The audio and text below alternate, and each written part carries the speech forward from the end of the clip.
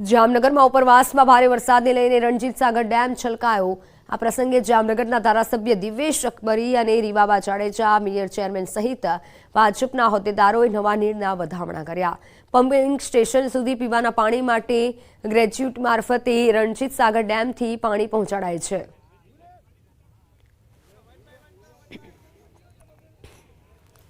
ભારે વરસાદ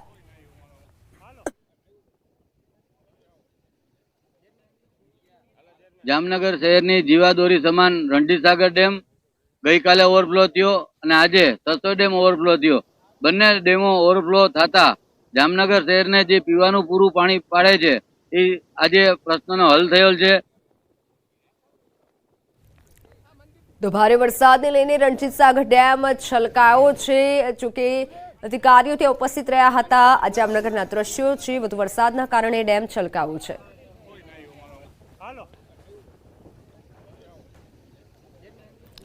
તો પાછલા 2-3 દિવસથી દ્વારકામાં મેઘો મન મૂકી વરસી રહ્યો છે। કલ્યાણપુરની વાત કરીએ તો ભારે વરસાદના કારણે જનજીવન પ્રભાવિત બન્યું છે। નદીઓ બંને કાંઠે વહી રહી છે અને અનેક ગામમાં વરસાદી પાણી ઓસર્યા નથી। કલ્યાણપુરમાં અનરાધાર વરસાદથી તબાહીના દ્રશ્યો સામે આવ્યા। દસમસ્તાપુરમાં કાર ધણાઈ। દસમસ્તાપુરમાં રમકડાની જેમ કાર ફંગોળાતી નજરે પડી। ઘટનાનો વિડીયો વાયરલ થયો છે। દ્વારકામાં આભ ફાટ્યા જેવી સ્થિતિ સર્જાઈ। જ્યાં જમીન ત્યાં જળ જેવી પરિસ્થિતિ। મેઘતાંડવ બાદ દ્વારકા સોમનાથ હાઈવે સહિત ભોગાતના આકાશી દ્રશ્યો સામે આવ્યા। ચોતરફ પાણી જ પાણી જોવા મળી રહ્યું છે।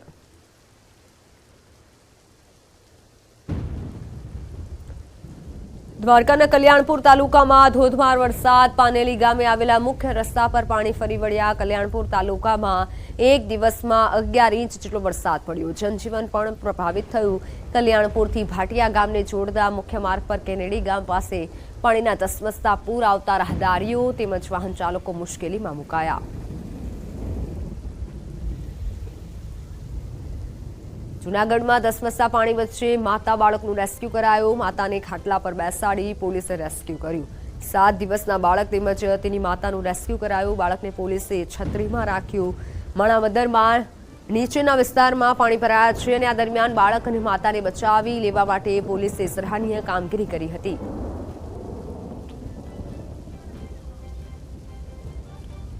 જૂનાગઢનો દામોદર કુંડ એક દિવસમાં ફરી છલકાયો છે। સતત વરસાદના કારણે કુંડમાં પાણીની આવક થઈ। પૂર જેવી સ્થિતિ વચ્ચે ગિરનાર પર 5 ઇંચ જેટલો વરસાદ। દામોદર કુંડમાં એક જ દિવસમાં ભારે જળ પ્રવાહ જોવા મળી રહ્યો છે। માત્ર એક જ દિવસમાં દામોદર કુંડમાં જળ પ્રવાહ જોવા મળ્યો હતો। તો હિંમતનગરની વાત કરીએ। હિંમતનગરમાં એસપી કચેરીએ સાયબાપુરા ગામના યુવક સહિત સામાજિક આગેવાનોએ રજૂઆત કરી છે। હિંમતનગરના સાયબાપુરા ગામે અનુસૂચિત જાતિ ધરાવતા એક રિક્ષા ચાલક યુવકે થોડા દિવસ પહેલા સોશિયલ મીડિયા પર પોતાનો સાફો પહેરેલો ફોટો મૂક્યો હતો। ફોટાને લઈને ગામના કેટલાક અસામાજિક તત્વોએ યુવક પર હુમલો કર્યો હતો અને ફોટો ડિલીટ કરી દેવા માટે ધમકી આપી હતી, જેને લઈને યુવકે ફરિયાદ નોંધાવી છે। ત્યારે આ મામલે નિષ્પક્ષ તપાસ થાય અને પીડિતને ન્યાય મળે તે માટે કોંગ્રેસના ડેલિગેશને રજૂઆત કરી હતી અને આ મામલે પોલીસે આરોપીની ધરપકડ કરી છે। આ મામલે યોગ્ય કાર્યવાહીની ખાતરી આપી છે। વચ્ચે આવીને ઊભો રાખી મને 2-3-4 લાફા મારી દીધા। જાતિ વિશે ગાળો કાઢી। ત્યાંથી હું નીકળી ગયો। મારા પપ્પાને કોલ કર્યો। ત્યાંથી આગળ 15-20 બાઇક ઊભી હતી। મારા પપ્પાને આવી ગયા। મારા પપ્પા ગાડીમાંથી ઉતરે મારા પપ્પાને લાફો માર્યો। 11 વાગ્યાથી ઊભા રહ્યા। અમે પોલીસ સ્ટેશન સવારના 7 વાગ્યાની અમારી એફઆઈઆર નથી ફાટી। સાયબાપુરા ગામે એક ફરિયાદી દલિત સમાજના દીકરાએ ઇન્સ્ટાગ્રામ ઉપર કંઈક સાફો પહેરેલો ફોટો મૂક્યો હતો અને એના અનુસંધાનમાં કંઈ મગજમારી થઈ હતી અને પછી ફરિયાદ થઈ। એ ફરિયાદના સંદર્ભમાં સાયબાપુરા ગામના જે દલિત સમાજના જે દીકરા ઉપર જે આ જે હુમલો થયો હતો એના સંદર્ભમાં નિષ્પક્ષ તપાસ થાય અને પોલીસનું સારી રીતે કામ કરે અને આગળની તપાસ ફરિયાદી આરોપીઓની ધરપકડ થઈ ગઈ છે અને ફરિયાદીને નિષ્પક્ષ તપાસ કરી અને ન્યાય મળે એ દિશામાં અમે માગણી કરી છે। એસપી કચેરી પર કોંગ્રેસના આગેવાનોએ રજૂઆત કરી છે અને આ તરફ સમગ્ર મામલે નિષ્પક્ષ તપાસની પણ માંગ કરાઈ છે। તો હાલ સમાચારોમાં સમય થયો છે વિરામનો।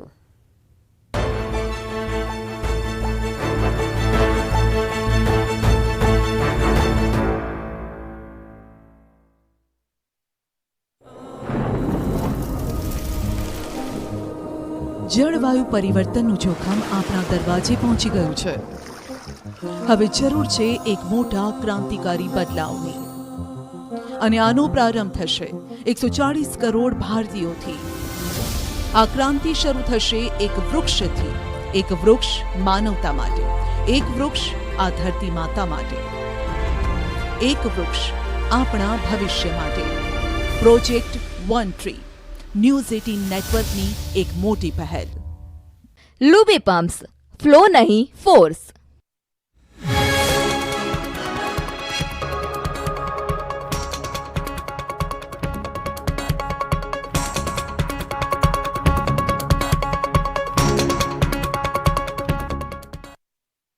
લુબી પમ્પ્સ, ફ્લો નહીં ફોર્સ. 2.91 ઇંચ કપરાડા અને વાપીમાં 2.87 ઇંચ વરસ્યો વરસાદ. ધોધમાર વરસાદથી રસ્તાઓ જળમગ્ન થયા. વલસાડમાં મેઘમંડાણ. ધોધમાર વરસાદ થતા અનેક વિસ્તાર જળમગ્ન થયા. રેલવે ગરનાળામાં પાણી ભરાતા ભારે હાલાકી. જૂનાગઢના ઘેડ વિસ્તારોમાં સાંભેલાધાર વરસાદ. માણાવદર પંથકમાં વરસાદ થતા સમેગા ગામ પાણી થયું. વિસાવદર સહિત ઉપરવાસમાં વરસાદથી પૂરનું જોખમ. પોરબંદરમાં ખીજડી પ્લોટથી છાયા ચોકીનો રસ્તો પાણીમાં ગરકાવ. 5 દિવસથી પાણીનો નિકાલ ન થતા સ્થાનિકો પરેશાન. સમસ્યાનું કાયમી નિરાકરણ લાવવા સ્થાનિકોની માંગ. અમદાવાદના ગ્રામ્ય વિસ્તારોમાં ધોધમાર વરસાદ. તારાપુર વટામણ હાઈવે વિસ્તારમાં વરસાદી પાણી ભરાયા. હાઈવે પાણીમાં ગરકાવ થતા વાહન વ્યવહાર ખોરવાયો. કલ્યાણપુર તાલુકામાં ધોધમાર વરસાદ. પાનેલી ગામમાં જળબંબાકારની સ્થિતિ. કલ્યાણપુરની ભાટિયા ગામને જોડતા મુખ્ય માર્ગ પર પાણી ભરાતા હાલાકી. ધોરાજીના પીપળિયા ગામમાં ધોધમાર વરસાદ. ભારે વરસાદથી જનજીવન અસ્તવ્યસ્ત. રસ્તા પર ભરાયા વરસાદી પાણી. જળતબાહી અને રમણભમણના દ્રશ્યો છે ઉપલેટાના લાઠ ગામના. અહીં કુદરતી એવો ક્રોધ વરસાવ્યો કે ગામ આખું બેટમાં ફેરવાયું. લાઠ ગામમાં 3 કલાકમાં 15 ઇંચ વરસાદ ખાબકી જતા ગામ આખું ડૂબી ગયું. ગામમાં જ્યાં નજર કરો ત્યાં માત્ર ને માત્ર પાણી જ પાણી વહી રહ્યું છે. ગામની બજારો જાણે દરિયો બની રહી હતી. ગામમાં રૌદ્ર સ્વરૂપે બજારોમાં પાણી વહેતું જોવા મળ્યું. બજારોમાં 5 થી 6 ફૂટ પાણી વહેતા લોકોના જીવ તાળવે ચોંટી ગયા. નીચાણવાળા વિસ્તારોમાં પાણી એવો કબજો જમાવ્યો છે કે લોકોના ઘર પાણીના જમાવડામાં જોવા મળ્યા. દુકાનો. ધોધમાર વરસાદ શરૂ થતાને કારણે અનેક જગ્યાએ ખબર નહોતી કે 3 કલાકમાં જ પોતાનું ગામ એક દરિયો બની જશે, અને દરિયો બની બેટમાં ફેરવાઈ ગયો. 6 વાગે શરૂ થયેલો મુશળધાર વરસાદ 9 વાગે ધીમો પડ્યો, અને આ 3 કલાકમાં લાઠ ગામને મેઘરાજાએ ધમરોળી નાખ્યું. ઘરો અને દુકાનોમાં કેડસમાં પાણી ભરાઈ જતા લોકો પણ ગભરાવા લાગ્યા.